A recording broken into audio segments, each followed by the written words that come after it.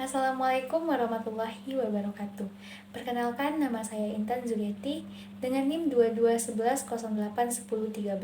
Saya dari jurusan Teknologi Informasi, Prodi D4 Teknologi Rekayasa Perangkat Lunak dari kelas 2D TRPL.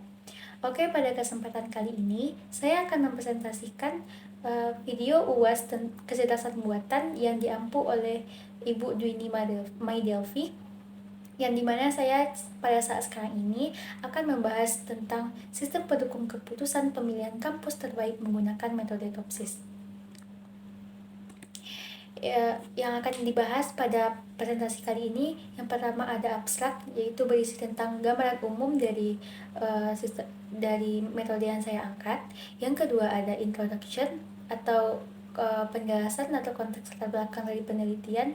Yang ketiga ada metodologi dan analisis, yaitu langkah atau prosedur mengumpulkan dan menganalisis data. Yang keempat ada kesimpulan. Baik, yang pertama saya akan membahas abstrak. Studi ini membahas mengenai penentuan universitas terbaik menggunakan metode TOPSIS. TOPSIS sendiri merupakan salah satu metode dalam sistem pendukung keputusan yang digunakan untuk mengambil keputusan dengan banyak kriteria. Tujuan umum dari penelitian ini adalah menggunakan metode TOPSIS yang diharapkan dapat memberikan hasil optimal dalam menentukan universitas terbaik. Sedangkan target khusus dari penelitian ini adalah untuk memberikan estimasi atau indikator yang dapat digunakan oleh universitas dalam menilai apakah perguruan tinggi tersebut termasuk yang terbaik atau tidak. Kriteria yang digunakan dalam penelitian ini meliputi kelembagaan, kegiatan mahasiswa, SDM dosen, penelitian dan pengabdian masyarakat, serta inovasi. Selanjutnya, introduction. Sistem pendukung keputusan atau SPK adalah sistem informasi interaktif berbasis komputer yang membantu dalam proses pengambilan keputusan. Secara umum, tujuan dari SPK adalah untuk membantu pengambilan keputusan pada masalah tidak terstruktur, mendukung pertimbangan manajer, meningkatkan efektivitas keputusan, memanfaatkan kecepatan komputasi, dan meningkatkan produktivitas kelompok pengambil keputusan. Sedangkan teknik TOPSIS sendiri banyak digunakan untuk menyelesaikan permasalahan pengambilan keputusan praktis karena konsepnya yang sederhana, mudah dipahami, efisien secara komputasi, dan memiliki kemampuan untuk mengukur kinerja relatif dari alternatif keputusan secara matematis. Kriteria penilaian universitas itu ada 3, yaitu sumber daya manusia, SDM berkualitas, di mana komponen ini menilai kualitas dosen, tenaga kependidikan, dan pimpinan perguruan tinggi. Kualitas SDM menjadi faktor penting dalam menentukan keunggulan universitas. Yang kedua ada kualitas kelembagaan. Komponen ini menilai struktur organisasi, tata kelola, dan sistem penjaminan mutu internal perguruan tinggi. Kualitas kelembagaan mencerminkan efektivitas manajemen universitas. Yang ketiga, dilihat dari kualitas kegiatan mahasiswa. Komponen ini menilai prestasi mahasiswa dalam kegiatan akademik maupun non-akademik, di tingkat nasional maupun internasional. Prestasi mahasiswa menjadi indikator kualitas universitas. Oke, yang ketiga, saya akan membahas tentang metodologi dan analisis yang dipakai pada metode TOPSIS kali ini. Yang pertama itu, kita dapat menentukan kriteria dan alternatif. Pada metode TOPSIS diterapkan dalam pemilihan perguruan tinggi terbaik dengan menentukan kriteria dan bobot masing-masing kriteria. Kriteria yang digunakan meliputi rasio dosen dan mahasiswa, persentase dosen dengan pendidikan S1, S2, dan S3, akreditasi institusi, kegiatan kemahasiswaan, penelitian pengabdian masyarakat, publikasi, dan inovasi. Yang kedua ada pembobotan kriteria.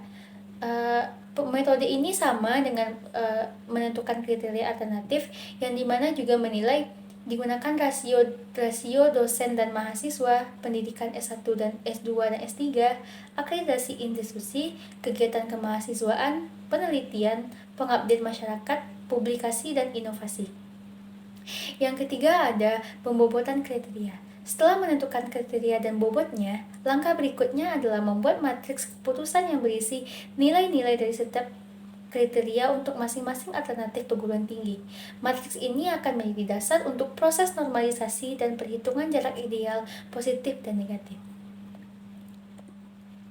Oke, di sini saya mengambil data 10 data universitas terbaik, yang dimana ya dijelaskan di sini ada contoh tabel data yang akan diproses, bisa dilihat di tabel yang sudah saya berikan.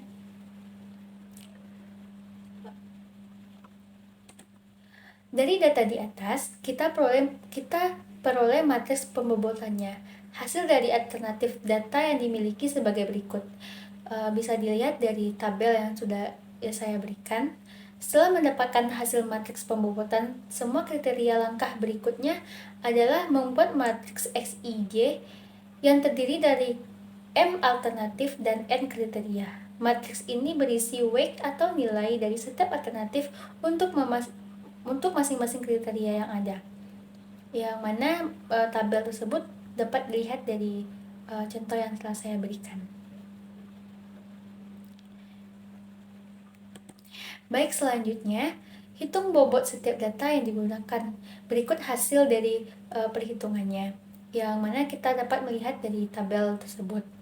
Setelah hasil dari tersebut diberikan matriks X yang dimana 1,1, maka pembagi diperoleh dengan rumus yang ada tersebut, yang bisa kita lihat sendiri dengan rumus itu.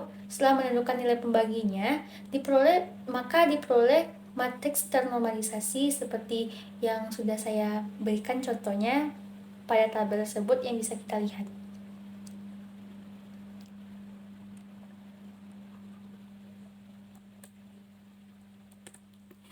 Setelah mendapatkan hasil matriks normalisasi, maka hasil tabel matriks keputusan di bawah ini dapat diperoleh dari hasil keputusan yang dinormalisasi.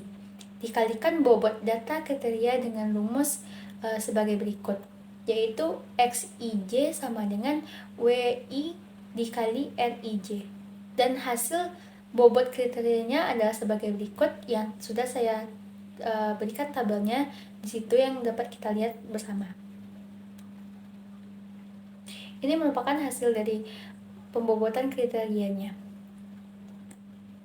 Setelah mendapatkan matriks keputusan ternormalisasi, hasil dari tabel keputusan di bawah ini bukanlah hasil bagi antara bobot keputusan ternormalisasi dengan nilai ternormalisasi maksimum dan minimum.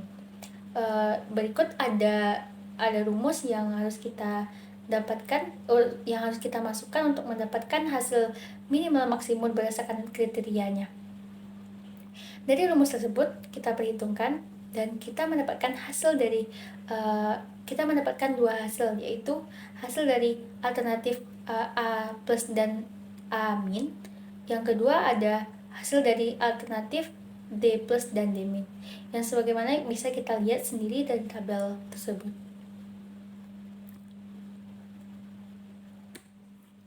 Langkah terakhir adalah menghitung preferensi masing-masing alternatif, yaitu hasil dari alternatif D dan D min ditambahkan ke rumus di bawah ini, yang mana V I sama dengan DI min pangkat min per dibagi dengan DI pangkat min ditambah DI pangkat plus. Maka diperolehlah hasil sebagai berikut, yang mana setelah dimasukkan tadi hasil dari alternatif D tadi ditambahkan ke rumus yang di atas, maka diperolehlah hasil sebagai berikut yang tampak di layar. Dari hasil perhitungan yang dilakukan dengan metode TOPSIS, memperoleh peringkatan perguruan tinggi terbaik.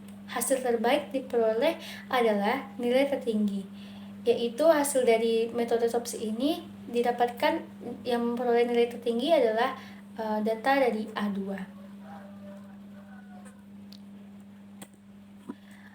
Keempat, kita masuk ke kesimpulan. Dengan diterapkannya metode TOPSIS dalam pengambilan keputusan untuk pemilihan universitas terbaik, didapatkan hasil yang optimal berdasarkan kriteria dan bobot yang telah ditetapkan sebelumnya. Pemberian bobot kriteria dan bobot Preferensi sangat berpengaruh terhadap hasil perhitungan. Oleh karena itu, dalam pembagian nilai bobot harus dilakukan analisis terhadap kriteria yang lebih diutamakan bobotnya. Oke, sekian dapat saya sampaikan. Kalau ada salah dan janggal, saya mohon maaf.